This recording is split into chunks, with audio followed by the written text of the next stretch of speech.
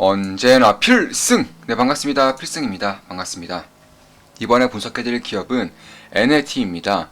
일단 NLT에 대해서는 제가 한 2번 정도 분석을 해드린 경험이 있습니다. 지금 보시면 약간 올해 8월에 처음으로 분석해드렸고요. 해상풍력 2030년까지 10배 성장, 숨겨진 핵심 기업, 전세계 몇 없는 해상풍력 전문 해운사 NLT 실적 폭발할 것, 네, 이렇게 분석을 해드렸습니다. 그 당시에 주가는 7.97달러였고요. 현재 주가는 9.48달러입니다. 대략 한 20% 이상, 네, 20% 이상의 그런 주가 상승도를 보이고 있죠. 그리고 한 번 더 분석해드렸었죠. 올해 9월에 분석해드렸습니다. 해상풍력 10년간 10배 성장, 20년간 50배 성장, 수요 대비 공급 부족 확실시, 숨겨진 핵심 기업 NLT 이렇게 분석해드렸습니다.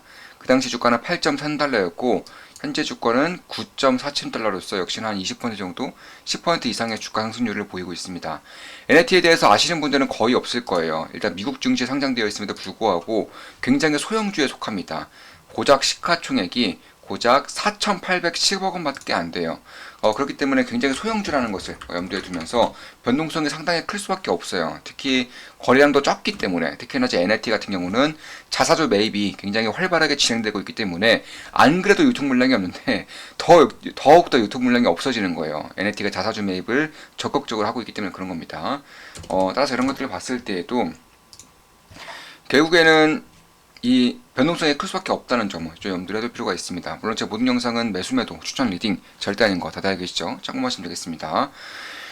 NLT 같은 경우는 원래는 스콜피오, 스콜피오 그룹의 벌크 선사였습니다. 벌크 선사였지만 이제 최근 들어서 불과 이제 몇 년 만에 이제 벌크 선사에서 해상풍력 설치 선사로서의 모습을 완벽하게 탈바꿈하고 있습니다.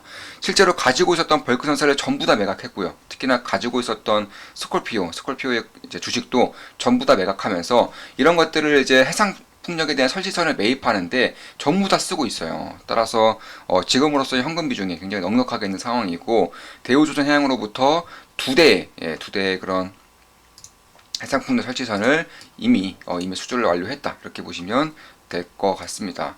그래서 그런 것들을 봤을 때에도 결국에는 전 세계에 몇 없는 해상풍력을 전문으로 하는 해운사다 이렇게 생각하시면 될 것 같습니다. 그렇다고 해서 지금 당장에 물론 해상풍력 시장이 이제 막 시작되려고 하는 그런 산업이기 때문에 지금 당장 큰 돈이 되진 않아요. 다만 2025년 이후로 기준으로 이제 공급보다, 그러니까 해상풍력 설치선의 공급보다 이제 수요가 월등히 증가하기 때문에 아마 이때부터는 실적에 대한 폭발적인 성장이 저는 가능할 것이라고 보고 있고, 특히나 해상풍력 설치선을 만들어줄 수 있는 조선사가 전 세계에 몇 개 없어요. 삼성중공업도 얼마 전에 여기에 따른 라이센스를 받을 정도로 사실 기술력도 굉장히 기술력이고요. 특히 이제 가격도 비싸요. 3,500억이 넘습니다. 이런 것들 봤을 때에도 결국 이제 한국 조선사들이 만들어줄 수밖에 없는 곳인데 이미 도크가 2026년까지 다 꽉 차버렸죠. 따라서 공급이 제대로 이루어질 수가 없는 시장인 만큼 아마도 2025년을 기준으로 이런 성과라던가 혹은 용선료 이런 것들이 굉장히 크게 뛸 가능성이 높다 이렇게 보고 있는 것이고, NLT는 발빠르게 움직인 덕분에 2024년 그리고 2025년 이렇게 2년에 걸쳐서 2대의 해상풍력선을 인도로 받습니다. 그 외에도 지금도 이미 가지고 있어요. 지금도 5대의 그런 해상풍력선을 가지고 있고, 제가 그 전 영상에서 말씀드렸지만 전 세계에서 해상풍력선이 몇십 대 안 돼요. 근데 20대 같이 안 되기 때문에 그 중에서 5대를 가지고 있다는 것은 이 NLT로서는 굉장히 큰 메리트로 이제 작용될 수가 있다. 이렇게 보시면 될 것 같습니다.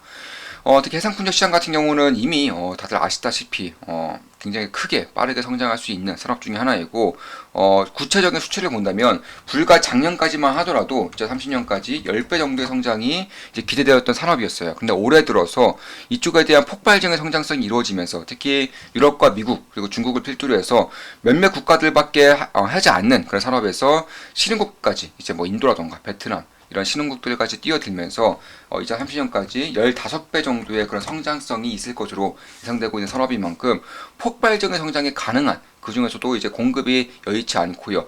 독과점적인 그런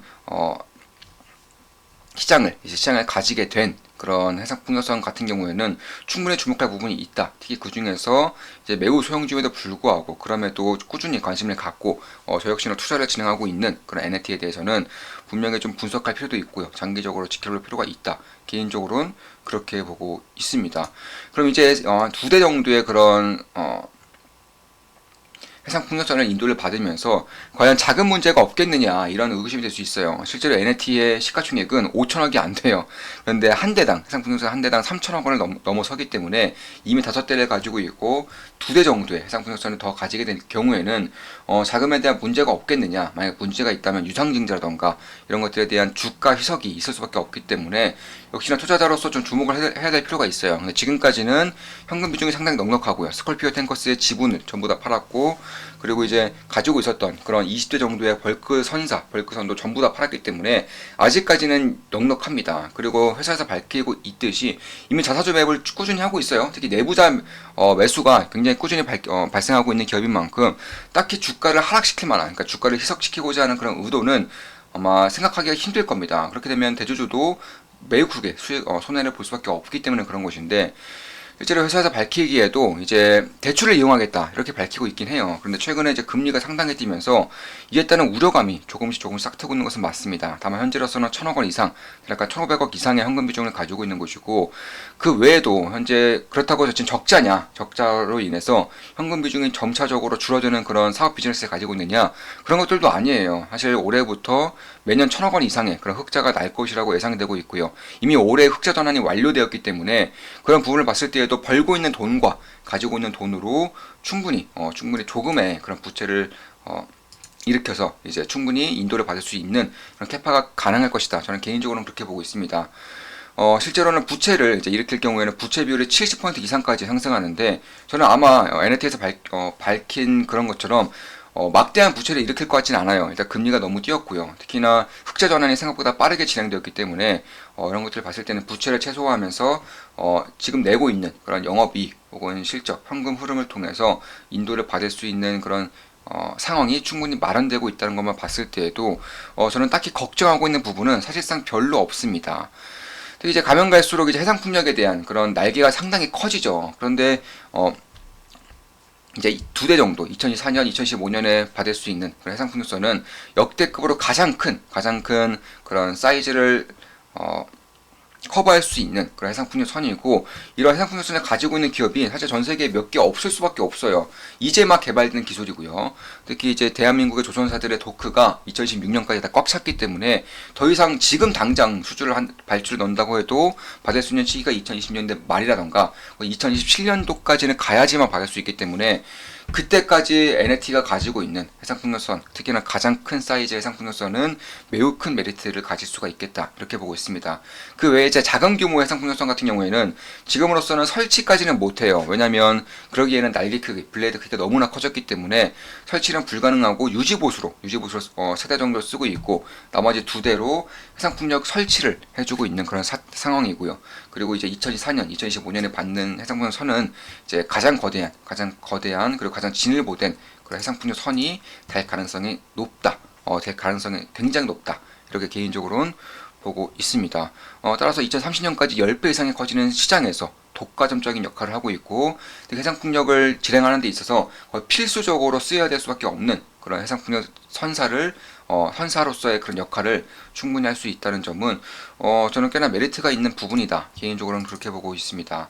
그리고 이제 제가 이제 올린 이제 영상에서 달린 댓글들이에요. 이제 이 자리를 들어서 감사의 말씀 올리고 싶습니다. 색다른 분석이네요. 명확해서 좋습니다. 인텔리안 테크 너무 기대하고 있습니다. 좋은 분석 감사합니다. 역시 필승 구독은 돈을 벌어줍니다. 최고. 참고로 인텔리안 테크는 현재는 없어요. 네, 매도했습니다. 급등, 수익이 계속 커집니다. 필승님. 며칠 전에 필승님 매수하셨을 때 따라 매수했는데 벌써 수익이 26% 났는데 수익이 26% 났는데 6주만 사서 눈물이 나네요. 네. 11% 수익 중입니다. 갓승. 오늘도 또 5% 이상 오르고 있네요. 가입했는데 멤버 전용 분석, 토론방 텔레그램 주소는 어떻게 되나요? 캬 급등. 필승 말을 들으면 자다가도 떡이 됩니다. 네. 감사합니다. 저도 20% 이상 수익이요. 압도적 감사. 언제나 필승. 증시 2% 빠지는데 이건 버티네. 필승만을 들으면 자다가도 돈이 생긴다. 이분이 네, 요즘에 계속 이런 식의 댓글 달아주고 계시는데 피식피식 웃고 있습니다. 네, 감사합니다. 필승님 덕에 계좌 날아갑니다. 언제나 필승. 네, 이런 식의 댓글이 있었습니다. 이 자리를 들어서 다시 한 번 더 감사의 말씀 올리겠습니다. 저 역시나 더욱더 정진하면서 제 계좌를 불리는 것도 물론 매우 중요합니다. 제 목표가 이번 사이클이 끝날 때까지 대략 2028년 전후까지 압도적인 경제적 자유를 이루는 것이 목표라고 하였고, 아마 이 사이클이 끝나는 그 시기를 필두로 해서 그 누구도 넘보지 못하는 그런 부를 저는 거머쥘 것이라고 확신하고 있습니다. 그러기 위해서 더욱더 정진하는 것이고, 역시나 책임감도 무겁게 느끼고 있어요. 우리 멤버분들에게 도움이 될 수 있도록 저 역시나 최선을 다할 것이고, 앞으로도 계속적인 그런 진보를 해 나갈 것입니다. 자, 방송 마치겠습니다. 지금까지 NFT에 대한 분석이었고, 해상풍력선, 그리고 해상풍력에 대한 그런 시장 분석도 함께 드렸습니다. 앞으로도 좋은 분석, 좋은 기업 분석으로 찾아뵙겠습니다. 필승 구독, 필승 알림 설정은 돈이 됩니다. 필승!